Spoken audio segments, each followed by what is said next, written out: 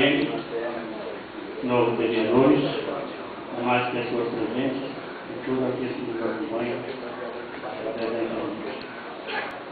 Realmente, Caçapava é uma vergonha. Eu estive ontem porque disse que as máquinas iam voltar ontem. Aí eu fui lá hoje, para ver se as máquinas tinham voltado. Não. Aquilo ali eu nem sei como é que vai acontecer aquilo ali. Porque asfalto na rua, mas é emenda das outras ruas, não tem não tem nada. Está abandonado. Agora, o Paulinho e o Zé Vesta podem contar com o meu apoio integralmente a respeito de Caçapava Velha. Inclusive, o esgoto lá da Vila Velha 1, eu convido há vários meses. Pode contar com o meu apoio integral. Agora eu quero falar sobre saúde, que foi convocado a Mangona, para vir aqui dar explicação a respeito da saúde.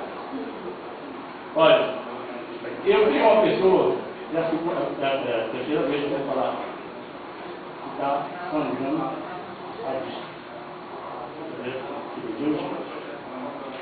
Essa pessoa também tem mal de Alzheimer. Essa coisa, mais ou menos, também tem problema da próstata.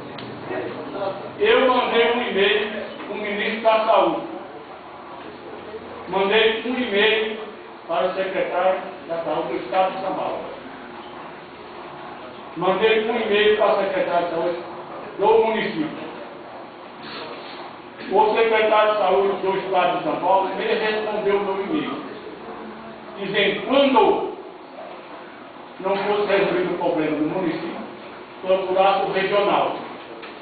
O regional seria obrigado a resolver o problema. Só qual foi a minha empresa. O meu assessor entrou em contato com o hospital regional a respeito da vida do rapaz. Resultado. Lá não existe aparelho de oftalmologista. Não existe no hospital regional. Eu vou falar sobre o governo do Estado. E sai por aí dizendo que está ajudando o regional fazendo isso. Se lá não tem um aparelho para fazer o exame de vista, que regional é esse? Que regional é esse? Olha, tenha tanta paciência. Tenha tanta paciência. Olha, qual é a importância que o governador do Estado está dando à nossa região?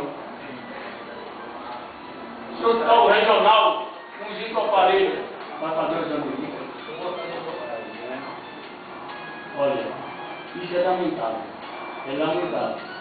E a saúde do nosso corpo não tem valor nenhum. Os caras só vivem mentir, jogar areia nos olhos da população, enganar a população. Mas a verdade, ninguém vem aqui falar e cumprir com a verdade. Isso é lamentável. Essa é a minha